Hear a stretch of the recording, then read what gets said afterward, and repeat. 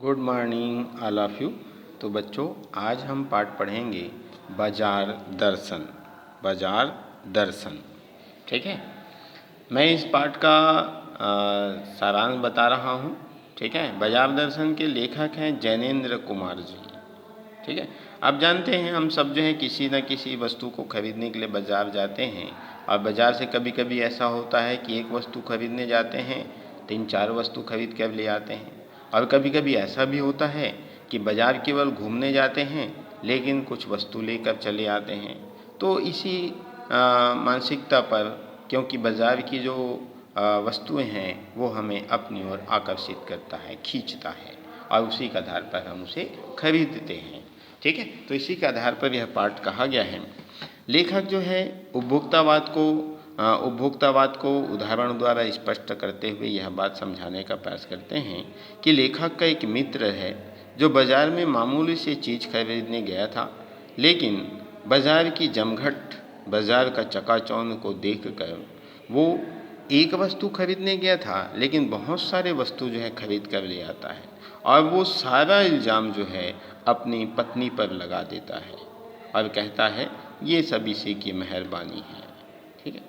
लेखक के अनुसार यह सारा दोष जो है केवल पैसे की गर्मी का है।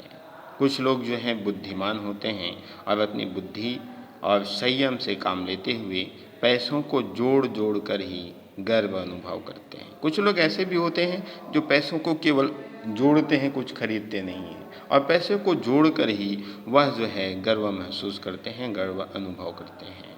लेखक ने अपने दूसरे मित्र के बारे में भी यही अनुमान लगाया है कि जो बाज़ार से कुछ भी ना ला सके और वे अपनी परचेंजिंग पावर के हिसाब से ही खुश रहते हैं। इस प्रकार से उपभोक्तावाद के शिकार हैं। और यह भी जानते हो कि बाज़ार का प्रभाव जो है हमारे जीवन में कैसे पड़ता है। बाज़ारवाद अपने आप में बहुत महत्वपूर्ण है। लेखक के मित्र ने भी बाज़ार की चकाचौंध को ही दोष माना है। जो लोग इस चकाचौंध के शिकार हो जाते हैं वे बुरी तरह से फंसकर अपना ही नुकसान करते हैं और अपने ही पैर में एक प्रकार से कुल्हाड़ी मार लेते हैं। जैसे लेखक का एक मित्र जो है बाज़ार की चकाचौंध में इस प्रकार से फंस जाता है कि दिन भर घूमने के बाद भी बाज़ार से कोई वस्तु खरीद ही नहीं पाया है।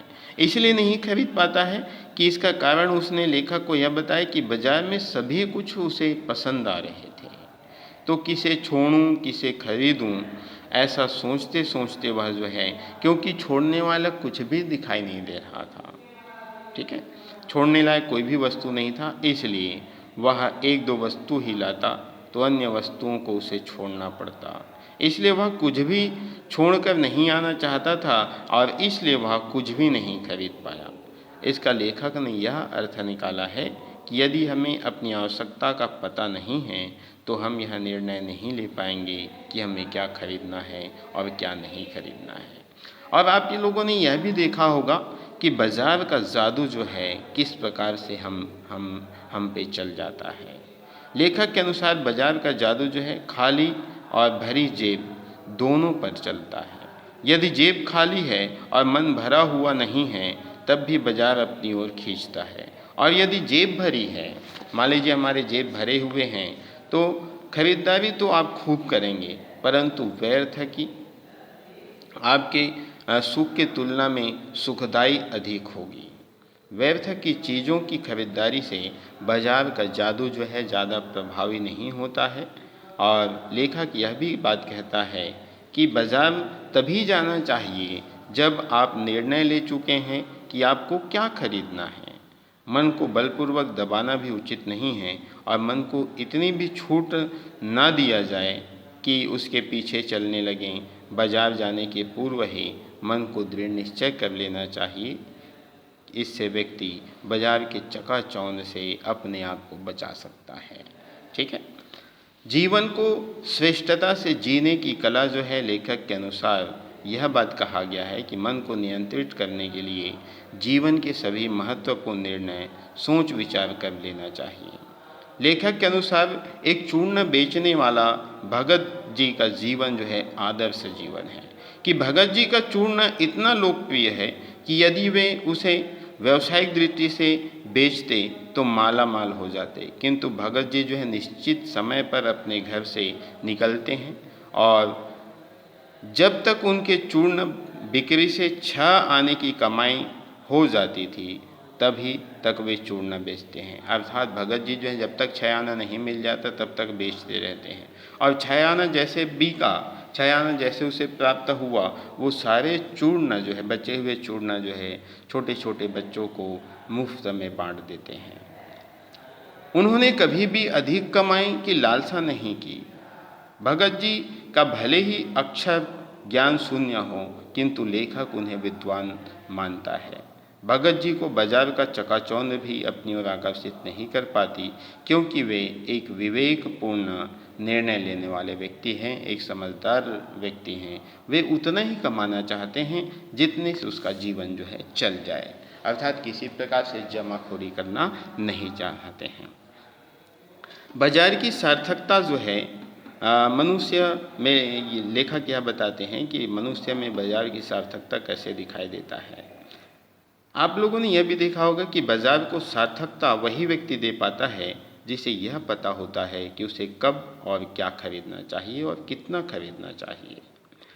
अनावश्यक वस्तुएं खरीदने वाला व्यक्ति जो है परचेजिंग पावर के गर्व में बाजार की शैतानी शक्ति और व्यंग शक्ति को ही बढ़ावा देता है। लेखक ने अपने 2 मित्रों को उदाहरण दिए हैं। वे बताते हैं कि जो अर्थशास्त्र केवल बाजार का पोषण करता है वह अनीति शास्त्र है। यह उपभोक्ता को दुख, गरीबी तथा ईर्ष्या देता है। ऐसे बाजारवाद को लेखक गलत मानता है।